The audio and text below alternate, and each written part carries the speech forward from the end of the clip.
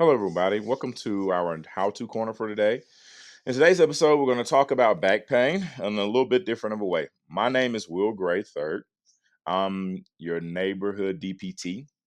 And I feel like this topic today is something I think gets overlooked. We all jump to the very specific, intricate fixes for back pain, but a lot of times there are three easy steps on how to stop back pain. In today's episode, that's what we discussed. What to do? Figure out your back ailment. Does it hurt to stand too long? Does it hurt after sitting too long? Does it hurt when you get out of bed? Figuring out your back ailment, and somebody would say, "Well, don't I need to go to the doctor to do that?" Not necessarily.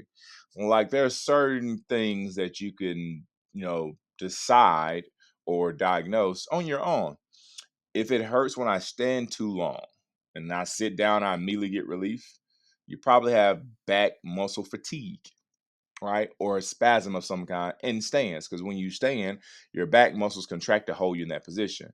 Does it hurt after sitting too long? And when you sit for a long period of time, you feel fine. But when you stand up, you feel that stiffness, that tightness, that pull in your lower back. You probably have some hip flexor issues, or you're probably sitting on a very low surface. And that hip flexor issue is pulling your pelvis in anterior rotation or anterior pelvic tilt, which is causing that stress to be on your back, or maybe you have tight hamstrings also. And then does it hurt when you get out of bed, right? When you're lying down, you're sleeping all night, and you wake up, you get out of bed to go to work in the morning, your back hurts immediately, right?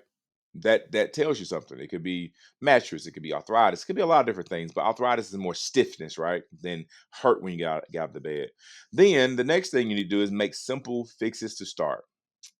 Introduce some of the common treatments, right? Heat, ice, muscle rub, soaking in your jacuzzi or getting in a hot tub, sleeping on different surfaces, trying different shoe wear, just the simple fixes, the things that you can start to process, eliminate, what's causing you to have pain, and then identify what makes you feel better.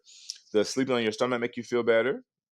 The sleeping in a soft versus a firm bed, or maybe a firm versus a soft bed, right? Does it make you feel better sitting on an elevated seat? Does that make you feel better? Reason I ask, 'cause that's super important to this.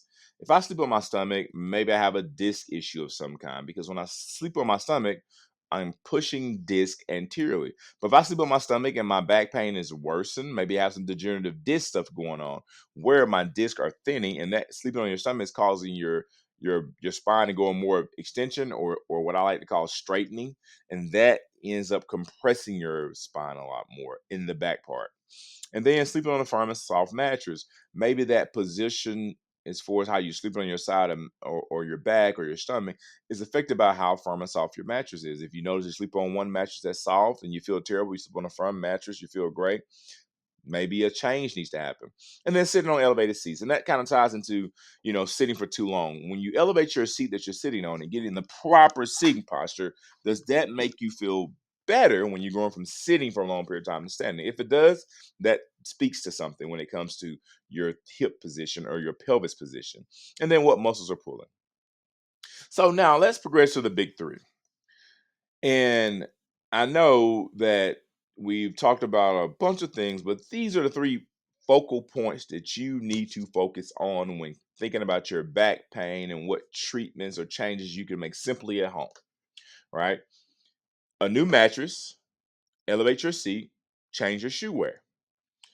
The new mattress approach, right, is try a different mattress in your house. If you have multiple rooms in your home, you can go take a nap on one of those mattresses that's different from your current mattress that you sleep on every night, and see what happens.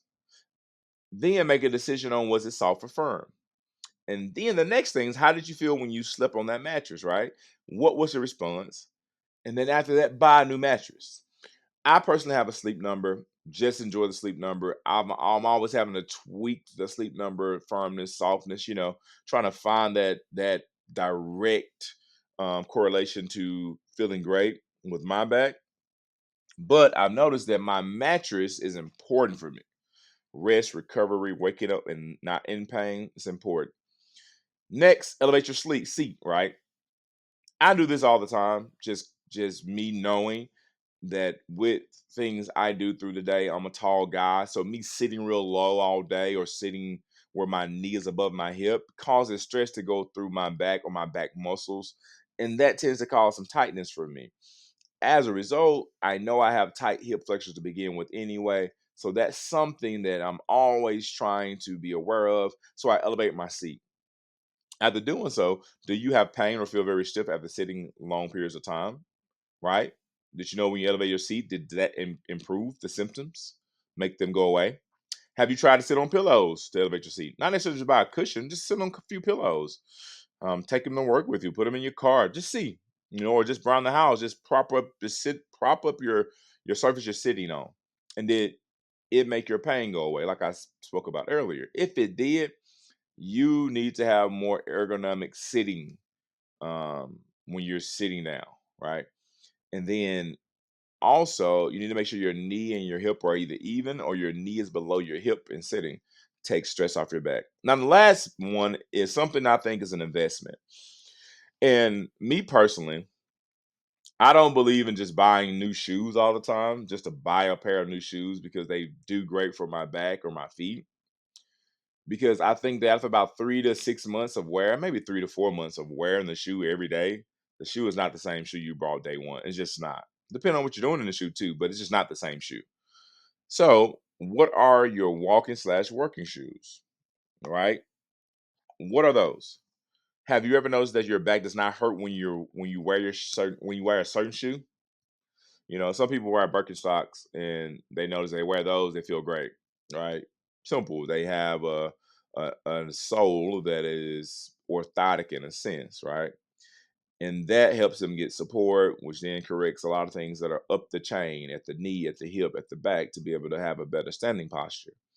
And then last but not least, are you flat-footed, or is your foot very rigid, where you have a high, nice arch, right? And if that's the case, then you need to consider doing some things about your footwear, right? And me personally, this is what I think should be next. It's very simple. One, if the mattress is a problem, buy a new mattress slash bed. If the seating that you're sitting on is a problem, buy a cushion to elevate all of your sitting surfaces. And then last but not least, for the orthotic part or the change your footwear, get fitted for some custom orthotics. A lot of people are going to say those are super expensive, which they are, but there are people in your local area that do them for a very reasonable cost. We actually do them here also. We're very reasonably priced. And I promise you, the what you invest in those, as well as being able to put them in multiple shoes, and they're not going to have to be a bigger shoe. People have that misconception. There's such a benefit in that, but the cost effectiveness of it makes it where you can wear different shoes, have one pair of orthotic or two orthotics, and then allow those to be your everyday, adjustment to help your back. And then after that, if you want to feel like you want to do more to kind of tie down or double down on that, relief, you know, visit your local neighborhood physical therapist and make sure they're a back specialist, right? They work with backs, not somebody who just generally treat backs, but somebody who really, really has a specialized sense of back therapy. And you will find that through Google. Just Google. And as a result of doing that, schedule with them. Whether they're a therapist or a therapist or a clinic that accepts insurance or not, your health in itself is worth the investment, right? So I hope today's episode helped you all to be able to figure out things you can do to help with your back pain that actually make practical sense, and not just some exercises, some stretches, right? But things that you could do to alleviate that pain immediately and then work from there. For everybody who joined today's episode, I want to say thank you for always pressing play. Hopefully, our how to corner is something that you're liking at this point. We're going to continue to push out videos, make more clips, and we really want you to subscribe, like, follow, and share the content and be on the lookout for new things. And if you have a suggestion of something you want us to talk about, please jump in our comments, leave us a message, and reach out and contact us when you're ready to have a change in your back in your life. And with that being said, I hope you're having a blessed one. I'll catch you in the next one.